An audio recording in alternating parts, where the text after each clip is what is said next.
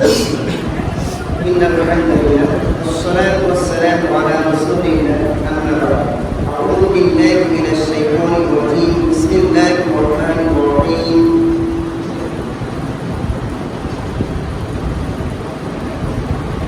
أفحكم الجاهلية يبغون ومن أحسن حكما لقوم يؤمنون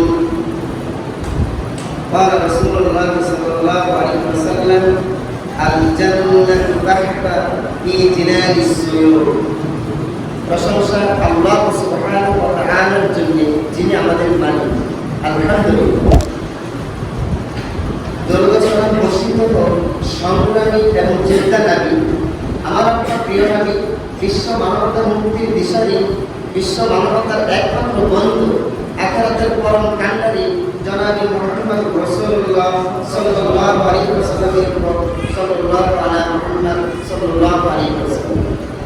ইসলামের জন্য আমরা কি যে কোনো ত্যাগ স্বীকার করতে প্রস্তুত?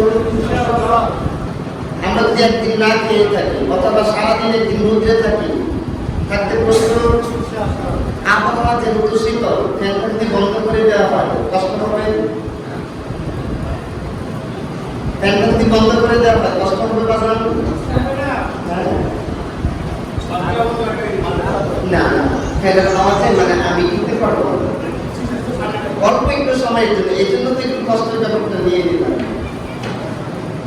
ইনশাআল্লাহ আপনারা ইফতার পুরো মুহূর্তে পেয়ে যাবেন, বেশি দিন কষ্ট দিব না, এই আধা ঘন্টায় করবে। জাযাকাল্লাহ বারাকাল্লাহ হায়াতাল্লাহ।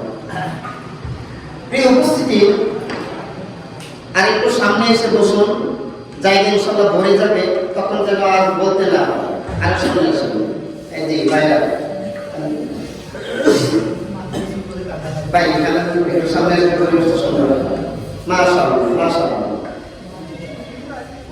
বাজার প্রিয় তরুণ ভাইরা, আমি আপনাকে এসেছি ধাক্কা মেরে জাগ্রত করার জন্য।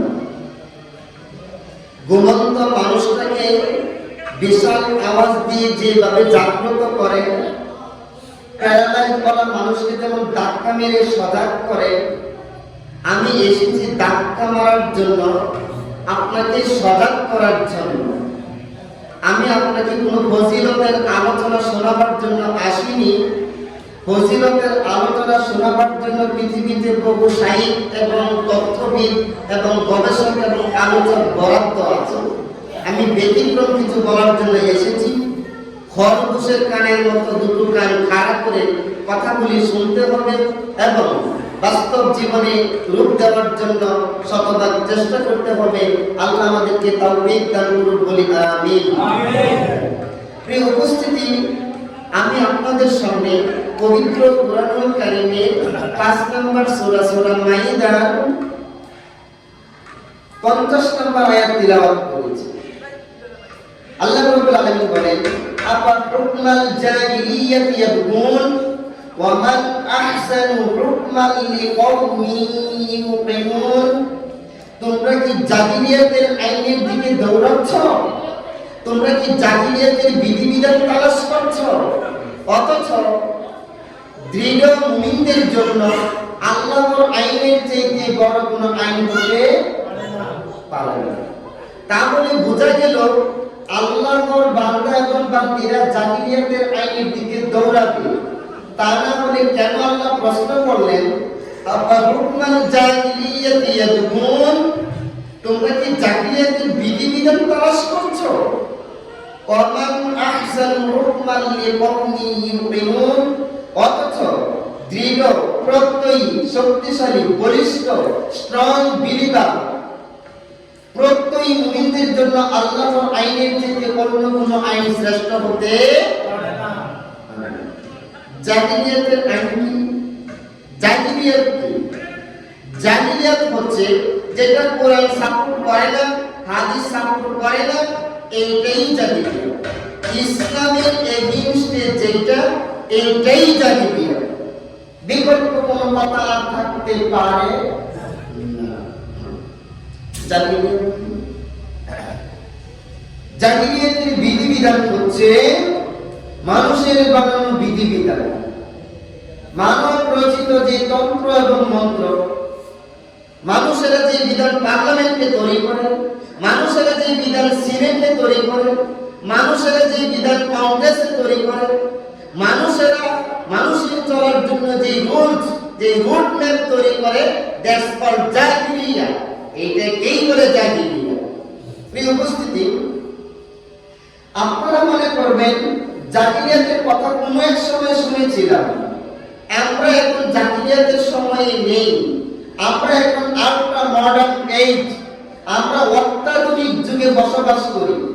আমরা দুই আঙ্গুলে কম্পিউটার টিপে আমরা আকাশ দখলে নিতে পারি, যুদ্ধ বিমান কন্ট্রোলে নিতে পারি, সাগর তলে গভীর রহস্য উদ্ঘাটন করতে পারি, 10 ঘন্টার কাজ 1 ঘন্টায় করতে পারি, যে 6 মাসে বাজে যাওয়া লাগতো সেটা 6 ঘন্টায় করতে পারি।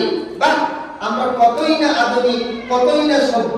কিন্তু আমি বলবো না, সেই আইয়ামি জাহিলিয়াত যতটা জঘন্য ছিল, এই পর্যায়ের জাহিলিয়াত তার চেয়ে বড় জঘন্য। বাস্তবতা নেই। সেই সময়ে মানুষ কন্যা সন্তানকে জীবন্ত দাফন করত পেটের ভিতরে থাকা অবস্থানে বের হওয়ার পরে।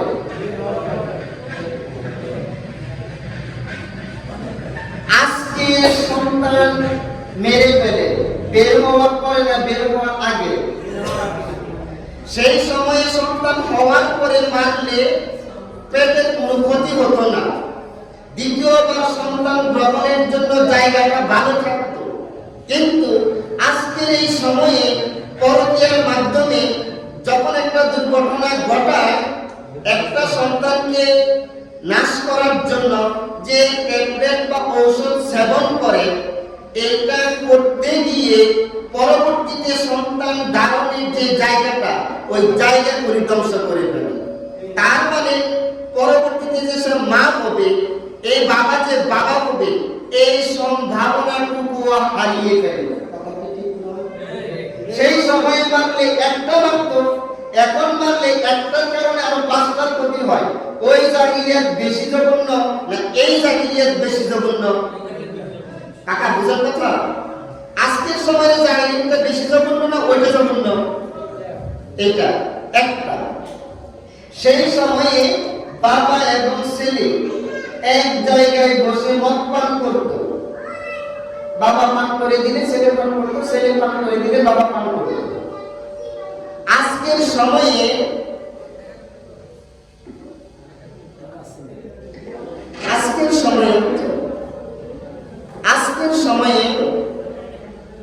কর্মী নেতার মুখে সিগারেট ধরিয়ে দেয়, নেতা কর্মীর মুখে সিগারেট ধরিয়ে দেয়।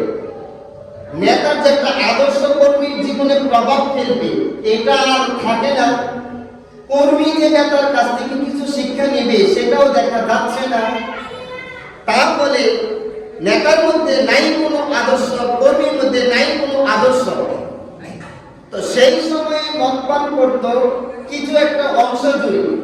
আজকের মদ, ফেন্সিডিল, হিরোইন, ইয়াবা, টোবাকো, গাঁজা, শাইন, এরপরে এটা কি বলা হয়, স্টার সিগারেট, বেনসন সিগারেট, গলি cigarette, Derby cigarette, Sheikh cigarette, Abdul Razzak বিড়ি, গোল্ডেন বিড়ি, এই সমস্ত যে ধূমপানের কারাকারি, একেবারে প্রতিটি পরিবারে কেউ না কেউ এর সাথে জড়িত।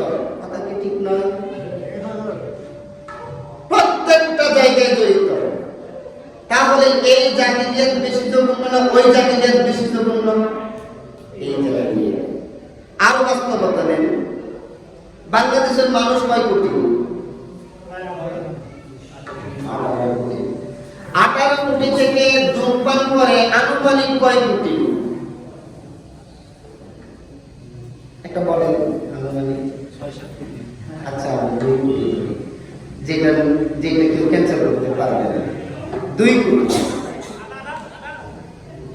প্রতি সেকেন্ডে সারা পৃথিবীতে 36,000 অবশিষ্ট করে। আমাকে বলবেন, আমি বাংলাদেশের কথা বলছি, পৃথিবী আস্তে আস্তে আলোচনা।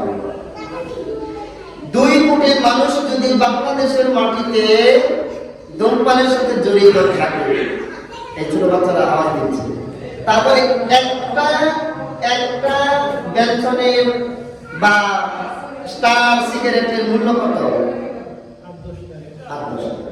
আচ্ছা ধরে নিন 1 টাকা, যেটা কেউ ক্যাপচার করতে পারবে না, নিচে তো নামতে পারবে না।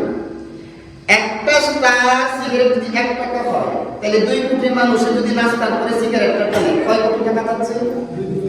2 কোটি। দুপুরে যদি একটা টানে কত হলো?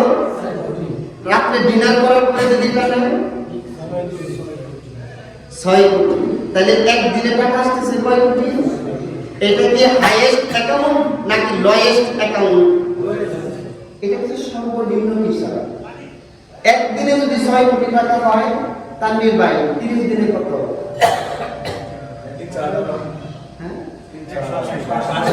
180 কোটি টাকা দিয়ে রূপগঞ্জ থানার মধ্যে 10 জন বেকার এবং দারিদ্র ব্যক্তির বেকারত্ব কি দূর করা যায় না?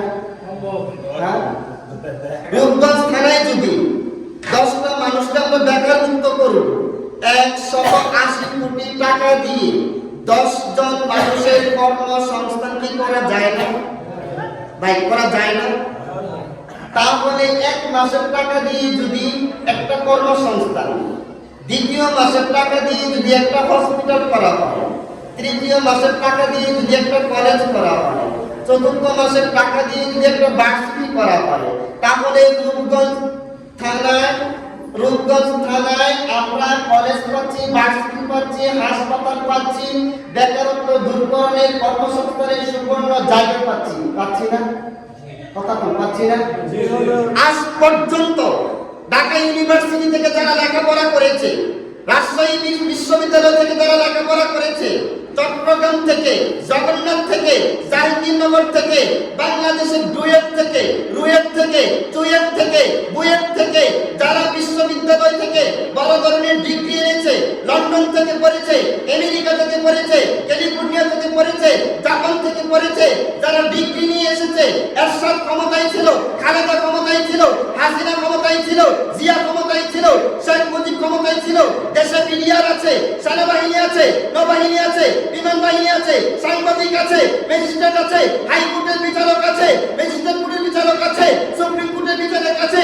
এই মানুষগুলির মাথায় কি এই চিন্তায় এখনো এসেছে বাংলাদেশের ধূমপানের টাকাগুলো বাঁচিয়ে প্রত্যেকটা থানায় থানায় হাসপাতাল করা যেত, বেকারত্ব দূরকরণের কর্মসংস্থানের ব্যবস্থা করা যেত, সাধারণ মানুষের গ্লানি দূরীকরণের জন্য ব্যবস্থা করা হতো। এই দেশের মানুষ সৌদি আরবে গিয়ে, দক্ষিণ কোরিয়ায় গিয়ে, উত্তর কোরিয়ায় গিয়ে টয়লেট পরিষ্কার করতে হতো না, ফুলবাগানে পানি দিতে হতো না, রাস্তা পরিষ্কার করতে হতো না। সুতরাং বুঝে গেল যারাই যুগে যুগে ক্ষমতায় এসেছে, যারাই মানুষের আইনে লেখাপড়া করেছে, যারাই দিকদারি হয়েছে, সবার মাথায় জাহিলিয়াতের চিন্তা চেতনা বাসা বেঁধেছে। তাদের ভিতরে সুন্দর নাই, সভ্যতা নাই, বেকারত্ব দূরকরণের পদ্ধতি নাই, এই পৃথিবীকে, রাষ্ট্রকে সুন্দরকরণের চিন্তা নাই, ভাবনা নাই, সবগুলি জাহিলিয়া। সবগুলি কি? এতগুলি প্রশাসন দিয়ে জাতিকে ধূমপানের হাত থেকে বাঁচাতে পারো না, কিসের সবুজ বাংলাদেশ উপহার দিবা? সবুজ বাংলাদেশ তো পুরে ছারখার হয়ে যাচ্ছে। কিসের নতুন বাংলাদেশ উপহার দিবা? কিসের স্মার্ট বাংলাদেশ উপহার দিবা? কিসের ডিজিটাল বাংলাদেশ উপহার দিবা? তোমাদের মাথায় গোবর ভর্তি হয়ে রয়েছে। তোমরা তো জাহিলিয়াতের চিন্তা চেতনা নিয়ে ছোট সময় থেকে বড় হয়েছো। সুতরাং আল্লাহ রাব্বুল আলামিন 5 নম্বর সূরা মাইদার 50 নম্বর আয়াতে বিশ্ববাসীকে উল্লেখ করে দিয়েছে, আপা হুকমাল জাহিলিয়াত ইয়াবগুন ওয়া মান আহসানু হুকমান লিকওমি ইউকিনুন। তোমরা কি জাহিলিয়াতের বিধিবিধানের দিকে দৌড়াচ্ছ? জাহিলিয়াতের আইন এবং কানুনের দিকে দৌড়াচ্ছ? জাহিলিয়াতের এই সমস্ত বিধিবিধানের দিকে দৌড়াচ্ছ? অথচ আমি এমন এক বিধান দিয়েছি যে বিধানের ব্যাপারে সূরা মুলকে আল্লাহ রাব্বুল আলামিন বলেন, আলা ইয়ালামু মান খালাক ওয়া হুয়াল লাতীফুল খবীর। সৃষ্টি যিনি করেছেন তিনি সৃষ্টি সম্পর্কে ভালো জানেন। প্রিয় উপস্থিতি, এই মোবাইলটা তৈরি করলাম আমি এর কল কবজা, এর খুঁটিনাটি, এর নিখুঁত তথ্য আমি জানবো নাকি আপনি জানবেন? আর কথা বলেন, কে জানবে? এই পৃথিবীটা কে তৈরি করছে? আমাদেরকে কে তৈরি করছে? আমরা কিভাবে কোন আইনের ভিত্তিতে রুলসের ভিত্তিতে পরিচালিত হবো। এটা কি এই আওয়ামী লীগের এমপিরা, বিএনপির এমপিরা এটা পার্লামেন্টে গিয়ে আমরা চলার বিষয়টা তারা বেশি ভালো বুঝবে নাকি স্বয়ং আল্লাহ ভালো বুঝবে? খারাপ লাগছে কথা? কথা খারাপ লাগছে? আবার হুকমাল জাহিলিয়াতি ইয়াবগুন ওয়া মান আহসানু হুকমান লিকাওমিন ইউকিনুন। প্রিয় উপস্থিতি, তাহলে সেই সময় সন্তান মাত্র একটা, আর এখন ট্যাবলেট খাওয়ার পরে সন্তান মারা যায় অনেকগুলো। সেই সময় মদ পান করতো বাবা এবং ছেলে। এখনকার প্রতিটি গ্রামে গ্রামে পুলিশ লাইসেন্স দিয়ে দিচ্ছে, সরকার লাইসেন্স দিয়ে দিচ্ছে, মদ আদান প্রদান করতে পারবে। মদের লাইসেন্স দেখালে পুলিশ তাকে ধরবে না। আর এই ব্যাপার পুলিশ কেন তৈরি করলো? অপরাধ যাতে দমন করে, এই জন্য পুলিশ নয়, সেই পুলিশই একটা কাগজ দিলে ছেড়ে দিচ্ছে। বাবা তোমাকে কেন সরকার পারে? তোমার কাজে কেন 147 দেওয়া হলো? তুমি যদি কাগজ দেখে পড়ে ছেড়ে দাও, 10টা মানুষ সম্মান করে বিপদগামী হচ্ছে, যে অনাসক্ত ছেলেগুলি এই যে ড্রাগ এডিক্টেড হচ্ছে, এই যে মাদকাসক্ত হচ্ছে, জাতির কর্ণধারের মাথাগুলি ধ্বংস করছে, তোমাকে গাছ কাটার জন্য লাইসেন্স দিয়ে এই সমাজের বুকে পাঠিয়েছিল। বোঝা গেল ওই পুলিশও জাহিলিয়া। এই পুলিশও কি?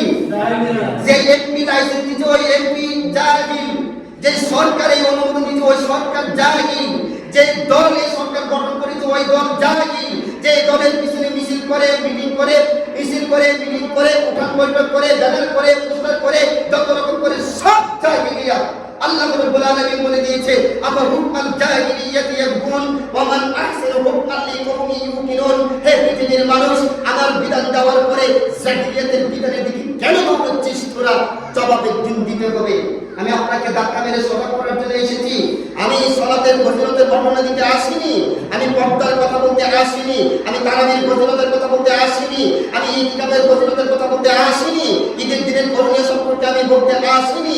এই ব্যাপারে বলার জন্য বহু সাহেব করে রয়েছে। আমি মাঠে নেমেছি ঘুমন্ত জাতিকে জাগ্রত করার জন্য। আমি মাঠে নেমেছি প্যারালাইজড নেশনকে আবার নতুন করে অ্যাক্টিভ করার জন্য, যে জাতি দিয়ে বিশ্ব আমরা শাসন করব। কথা কি ঠিক নয়? তারপরে এই বিধানটার ব্যাপারে আল্লাহ রাব্বুল আলামিন বলেন, টাকা বলছে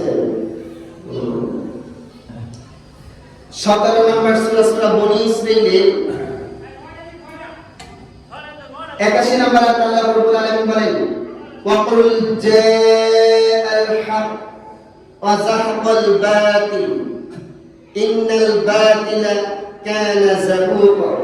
নবী আপনি বলুন, জাআল হক এসেছে সত্য, ওয়া যাহাকাল বাতিল চলে গেছে মিথ্যা, ইন্নাল বাতিলা নিশ্চয়ই মিথ্যা, কানা যাহুকা চিরকাল মিথ্যা। তাহলে বোঝা গেল এসেছে সত্য, এসেছে সত্য, চলে গেছে মিথ্যা, নিশ্চয়ই মিথ্যা, কানা যাহুকা চিরকাল মিথ্যা। তাহলে বোঝা গেল মিথ্যা চিরকাল মিথ্যা থাকবে, কালা চিরকাল কালা থাকবে, সাদা চিরকাল সাদা থাকবে, সত্য চিরকাল সত্য থাকবে। সত্য আসার পরে মিথ্যার মধ্যে ডুবে থাকবো মানে, আলো আসার পরে অন্ধকারে ডুবে থাকবো মানে, হক আসার পরে বাতিলের মধ্যে ডুবে থাকবো মানে প্রশ্নই আসতে পারে না। সত্যকে সত্যই মেনে নিতে হবে, সাদাকে সাদাই মেনে নিতে হবে। যদিও গোটা পৃথিবী আমার আপনার বিরুদ্ধে যায়, তবেই আপনি মুমিন, আনতা মুমিন। আর যদি আপনি পৃথিবীর তালে তালে, সমাজের শ্রুতে শ্রুতে, দেশের তালে তালে, এইরকম মানুষের তালে তালে যদি চলেন, তালে তালে তালে পারবেন, তবে আপনি মুমিন নয়। আপনার জায়গায় জান্নাতে হবে না, আপনার জায়গা হবে জাহান্নাম। কথা কি ঠিক নয়? আপনি তালে তালে চলবেন, দুনিয়াতেও সুবিধা লুটবেন, আখিরাতে জান্নাতুল ফেরদাউস চান। ওরে বাবা কি মজা! এখান থেকেও লুটতে চান, ওইখান থেকেও লুটতে চান। জি না, আখিরাতে কামাই করতে হলে একটু ত্যাগী হতেই হবে, একটু ত্যাগ স্বীকার করতেই হবে। বলতেছিলাম জাআল হক ওয়া যাহাকাল বাতিল ইন্নাল বাতিলা কানা যাহুকা। এসেছে সত্য, চলে গেছে মিথ্যা, নিশ্চয়ই মিথ্যা, কানা যাহুকা। এটা কেমন বিধান? এই বিধান কোন জ্ঞান থেকে এসেছে? আল্লাহ রাব্বুল আলামিন বনী ইসরাঈলের 85 নম্বর আয়াতে বলেন, ওয়া মা উতিতু মিনাল ইলমি ইল্লা কলিলা। আমি তোমাদেরকে অতি সামান্য জ্ঞান দান করেছি, সামান্যতম জ্ঞান দান করেছি। আমরা জানি সামান্য শব্দের অর্থ অল্প, আবার তম মানে আরো আমরা জানি ক্ষুদ্র শব্দের অর্থই ছোট, ক্ষুদ্রতম মানে ছোট থেকে ছোট। আমরা জানি বৃহৎ শব্দের অর্থই বড়, বৃহত্তম মানে বড় থেকে বড়। আল্লাহ রাব্বুল আলামিন বলেন ওমা উতিতুম মিনাল ইলমি ইল্লা কলিলা, আমি তোমাদেরকে অতি সামান্যতম জ্ঞান দান করেছি। তাহলে অতি সামান্যতম জ্ঞানের ভিত্তিতে বাংলাদেশে আইন তৈরি হবে, আবার ভারতে আইন তৈরি হবে, পাকিস্তানে আইন তৈরি হবে এবং মালয়েশিয়া আইন তৈরি হবে। ভাই এই আইন যদি তৈরি হতেই থাকে কোন দেশে শান্তি প্রতিষ্ঠিত হবে না। যেমন হিন্দু যদি মুসলমানের জন্য আইন তৈরি করে, মুসলমান বলবে আমরা আইন মানি না। খ্রিস্টান যদি বৌদ্ধের জন্য আইন তৈরি করে, তাহলে বলবে আমরা বৌদ্ধের আইন মানি না। ইহুদি যদি এইরকম ভাবে অন্য জাতির আইন তৈরি করে, ওই জাতি বলবে আমরা আইন মানি না। তাহলে বোঝা গেল মানুষ যদি মানুষের আইন তৈরি করে, হিন্দু মুসলিমের আইন মানবে না, মুসলিম হিন্দুর আইন মানবে না, খ্রিস্টান বৌদ্ধর আইন মানবে না, বৌদ্ধ খ্রিস্টানের আইন মানবে না। তাহলে সমাধান কি? সমাধান হচ্ছে সেইটা, হিন্দু এবং খ্রিস্টান, বৌদ্ধ এবং ইহুদি, মুসলমান এবং কাফের সবাইকে তিনি সৃষ্টি করেছেন, সবার জন্য তিনি বিধান দিয়েছেন। ওইটা মেনে নেওয়াই বুদ্ধিমানের কাজ, ওইটা মেনে নেওয়াই সমাধানের পথ। কথা কি ঠিক নয়? এই বিধান কেমন বিধান? আল্লাহ রাব্বুল আলামিন এই বিধানের ব্যাপারে সূরা বনী ইসরাঈলের 88 নম্বর আয়াতে আল্লাহ রাব্বুল আলামিন বলেন কুল্লা ইনজিতামাআতিল ইনসু ওয়াল জিন্নু আলা আন ইয়াতু বিমিথলি হাযাল কুরআনি লা ইয়াতুনা বিমিথলিহি ওয়ালাউ কানা বা'দুহুম লিবা'দিন যাহিরা। এই বিধানের মতো অন্য আরেকটা বিধান আনার জন্য যদি পৃথিবীর জিনেরা কাজ করে, যদি পৃথিবীর মানুষেরা কাজ করে, অথবা জিন এবং ইনসান মিলে যদি কাজ করে, ইনসান যদি জিনকে সাহায্য করে, জিন যদি ইনসানকে সাহায্য করে, সবাই মিলেও এই কুরআন নামক বিধানের মতো অন্য আরেকটা বিধান পৃথিবীর বুকে তারা আনতে লা ইয়াতুনা বিমিথলি হাদাল কুরআন, এই কুরআনের মতো অন্য বিধান আনতে পারবে না। এখন প্রশ্ন করতে পারেন এই বিধানে সবকিছু আছে নাকি? পরের আয়াতে 89 নম্বর আয়াতে আল্লাহ বলেন ওয়ালাকাদ সাররাফনা লিন-নাসি মিন কুল্লি মাতাল ফি হাযাল কুরআনি মিন কুল্লি মাতাল। এই কোরআনে আমি পৃথিবীর সবকিছু সবিস্তারে বর্ণনা করে দিয়েছি, কিন্তু অধিকাংশ মানুষ এটার উপরে কুফরি করে এই বিধান মানে না। এই বিধান কত স্ট্রং বিধান! এই বিধানের ব্যাপারে আল্লাহ রাব্বুল আলামিন 18 নম্বর সূরা আল-কাহফের 109 নম্বর আয়াতে বলেন আল্লাহু কানাল বাহরু মিদাদান লিকালিমাতি রাব্বি লানাফিদাল বাহরু ক্বাবলা আন তানফাদা কালিমাতু রাব্বি ওয়ালাউ জিনা বিমিথলিহি মাদাদা। এই কোরআনের এই আইনে এই সংবিধানের ব্যাখ্যা লেখার জন্য যদি গোটা পৃথিবীর বৃক্ষ কলম হয়ে যায়, যদি গোটা পৃথিবীর সাগর মহাসাগর নদী নালা খাল বিল পুকুর ডোবার পানি যদি কালি হয়ে যায়, বৃক্ষ নামক কলম দিয়ে আর পানি নামক কালি দিয়ে যদি এই আইনের ব্যাখ্যা লিখতে শুরু করে, তারপরও তারা ব্যাখ্যা লিখতে শেষ করতে। শুধু তাই নয়, 31 নম্বর সূরা লুকমানের 27 নম্বর আয়াতে আল্লাহ রাব্বুল আলামিন বলেন ওয়ালাউ আন্না মা ফিল আরদি মিন শাজারাতিন আকলাম ওয়াল বাহরু ইয়ামুদ্দু মিন বা'দিহি সাবআতু আবহুরিন মা নাফিদাত কালিমাতুল্লাহ। এই পৃথিবীর সাথে আরো 7 পৃথিবীর বৃক্ষ যদি অ্যাড করা হয়, এই পৃথিবীর পানির সাথে যদি আরো 7 পৃথিবীর পানি যদি যোগ করা হয়, আর তা দিয়ে যদি এই আইনের ব্যাখ্যা লেখা শুরু হয়, তারপর এটা শেষ করতে। সুতরাং গোটা পৃথিবীর 800 কোটি মানুষ মিলেও যদি একটা আইন তৈরি করে, এই আইন বলবৎ থাকতে পারে না। গোটা পৃথিবীর জিন যদি আইন তৈরি করে, সেটা বলবৎ থাকতে পারে না। তাই আমরা দেখছি মানুষের বানানো আইন দিয়ে পৃথিবীতে কোথাও শান্তি প্রতিষ্ঠিত হচ্ছে না। না শান্তি প্রতিষ্ঠিত আছে আমেরিকাতে, না শান্তি প্রতিষ্ঠিত আছে রাশিয়াতে, না শান্তি প্রতিষ্ঠিত আছে দক্ষিণ কোরিয়ায়, উত্তর কোরিয়ায়। পৃথিবীর কোন কান্ট্রিতে শান্তি প্রতিষ্ঠিত নাই। এই জন্য মানুষের জন্য বিধান তৈরি করে আগামী 200 বছর পরে এই পৃথিবীর বুকে যেই মানুষটা আসবে তার জন্য কেমন বিধান রাখবে, এটা তো আমি এখন জানি না। জানি আগামী 200 বছর পরে পৃথিবীতে এই মানুষটা আসবে, তার ডিমান্ড কি, তার চাহিদা কি, তার মানসিকতা কি, তার বিধর্মত চাহিদা কি, এটা আমি এখন জানি। তাহলে 200 বছর পরের মানুষের জন্য আমি এখন বিধান তৈরি করবো কেন? তাহলে 200 বছর পরে আবার তৈরি করা লাগবে। আরো 50 বছর পরে আরেকজন আসবে, আরেক সমস্যা দেখা দিবে, আবার আইন তৈরি করা লাগবে। আর আল্লাহ রাব্বুল জানেন, এই জন্য একবারই বিধান দিয়ে দিয়েছেন। কথা কি ঠিক নয়? একবারই বিধান দিয়ে দিয়েছেন। একটা উদাহরণ দিলে বুঝতে পারবেন। মানুষের জন্য আইন তৈরি করার কারণে দুনিয়া কতটুকু ক্ষতিগ্রস্ত হচ্ছে একটা উদাহরণ দিলে বুঝতে পারবেন। 10 তলা একটা ফ্ল্যাটে আগুন লেগেছে। এই ফ্ল্যাটে বিপদ সংকেত জানাবার জন্য ব্যবস্থা ছিল। একজনে এসে বলতেছে, ওদের এলাকাবাসী, উত্তর পাড়ার 10 তলা বিল্ডিং এ আগুন লেগেছে, তোমরা কে কোথায় আছো? যার হাতে যা আছে তা নিয়ে আগুন নিভানোর জন্য ঝাঁপিয়ে পড়ো। ডিক্লেয়ার হলো।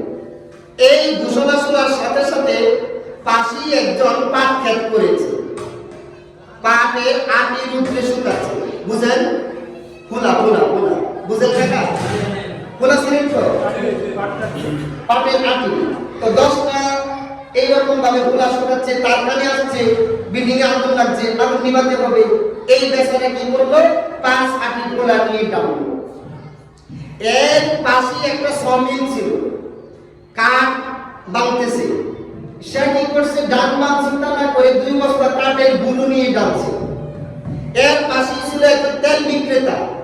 সে তাড়াতাড়ি এক ডাব তেল নিয়ে ডাললো। ওই যার হাতে যা আছে তা নিয়ে নিবানোর জন্য ঝাঁপিয়ে পড়ো। এর পিছনে ছিল একজন দর্জির দোকানদার। পরিত্যক্ত কাপড়ের বস্তা আছে না, সে নিয়ে 2 বস্তা ডাললো। এর পাশে ছিল একজন ল্যাপ তোষক বানায় এইরকম, সে তাড়াতাড়ি করে একটা ল্যাপ নিয়ে দিছে। আচ্ছা বলেন তো, ওই বিল্ডিং এর আগুন নিভবে না বাড়বে? সবাই বলেন, নিভবে না বাড়বে? মানুষ চলার জন্য, মানুষের জিন্দেগি চালাবার জন্য হিন্দু বিধান দিচ্ছে, খ্রিস্টান বিধান দিচ্ছে, মুরতাদ বিধান দিচ্ছে, নাস্তিক বিধান দিচ্ছে, আওয়ামী লীগ বিধান দিচ্ছে, বিএনপি বিধান দিচ্ছে। মানুষের কাছ থেকে বিধান করছে, যার কারণে মানব জাতির শান্তি বাড়ছে না, কমছে। সুখ বাড়ছে না, কমছে। নিরাপত্তা বাড়ছে না, কমছে। মানুষের শান্তি কমছে, নিরাপত্তা কমছে, সুখ কমছে। মানুষের দুশ্চিন্তা বেড়ে গিয়েছে, দারিদ্র্য বেড়ে গিয়েছে, বেকারত্ব বেড়ে গিয়েছে, যন্ত্রণা, বেদনা, কষ্ট, লাঞ্ছনা, গঞ্জনা, বঞ্চনা সব বেড়ে গিয়েছে। শুধুমাত্র যার হাতে যা আছে তা নিয়ে চিন্তা করার জন্য পার্লামেন্টে গিয়ে মমতাজ অভিযান তৈরি করে, আওয়ামী লীগের উসমানী অভিযান তৈরি করে, বিএনপি লোকেরা গিয়ে তৈরি করবে যারা নামাজ জানে না, রোজা জানে না, তায়াম্মুম জানে না, ওযু জানে না, গোসল জানে না, সূরা ফাতিহা জানে না। এইরকম ব্যক্তি গিয়ে আকাশে মানুষের জন্য বিধান তৈরি করে, যার কারণে পৃথিবীর মানুষ, বিশেষ করে বাংলাদেশের মানুষ শান্তির মুখ দেখছে না। মানুষ যদি মানুষের জন্য বিধান তৈরি করে আর কোনদিন শান্তির মুখ দেখবেও না। কথা কোন ঠিক কিনা? মানুষের জন্য বিধান তৈরি করতে গেলে বিধান তৈরি করার জন্য আল্লাহ কি যথেষ্ট নয়? আলাইহিসসালামু বিকাফিল আবদা, আল্লাহ কি তার বান্দার জন্য যথেষ্ট নয়? 7 আকাশের মালিক যিনি, 7 জমিনের মালিক যিনি, চন্দ্র এবং সূর্যের মালিক যিনি, রাত এবং দিনের মালিক যিনি, জন্ম এবং মৃত্যুর মালিক যিনি, যিনি সবকিছু অটুট করে সাজিয়ে রেখেছেন। অলাপদ সর্ব তাবারাকাল্লাযী বিয়াদিহিল মুলক ওয়া হুয়া আলা কুল্লি শাইইন কাদির। যিনি এই সমস্ত 7 আকাশ 7 জমিনের মালিক, তিনি আইন দিতে জানেন না, তুমি পার্লামেন্টে গিয়ে আইন তৈরি করো। সুতরাং আল্লাহ রাব্বুল আলামিন বলে দিয়েছে, আফা হুকমাল জাহিলিয়াতি ইয়াবগুন ওয়া মান আহসানু হুকমান লিকাওমিন ইউকিনুন। তোমরা কি জাহিলিয়াতের বিধিবিধানের দিকে দৌড়াচ্ছ? জাহিলিয়াতের বিধিবিধান কি? গণতন্ত্র। জাহিলিয়াতের বিধিবিধান কি? গণতন্ত্র শব্দটা উচ্চারণ কি? সাধারণ মানুষের বুঝতে কঠিন হবে, বাংলা ভাষায় বলি নির্বাচন কি? এই শব্দটা একটু কঠিন। ভোটাভুটি কি? ভোটাভুটিও যদি না বোঝেন, মাঠের মধ্যে যে সিল দেয়, কি দেয়? যে ভাষায় বোঝেন, ভোটাভুটি বলেন, নির্বাচন বলেন, সিলমারা বলেন, ইলেকশন বলেন, যাই বলেন না কেন, এইটাই জাতীয়, এইটাই কি বলে জাতীয়। মনে করেন গণতন্ত্র মানে হচ্ছে অধিকাংশের মতামত মেনে নেওয়া, অধিকাংশের মতামত মেনে নেওয়া। অধিকাংশ মানুষ নামাজি না বেনামাজি? তাহলে অধিকাংশের মানুষের মতামত নিতে হলে বেনামাজির মতামত নিতে হবে। অধিকাংশ মানুষ সত্যবাদী না মিথ্যাবাদী? তাহলে অধিকাংশের মতামত নিতে হলে মিথ্যাবাদীর মতামত মেনে নিতে হবে। অধিকাংশ লোক সুদের সাথে জড়িত না মুক্ত? তাহলে অধিকাংশের মতামত মেনে নিতে বলে নিঃসন্দেহে অধিকাংশ সুদখোরের মতামত।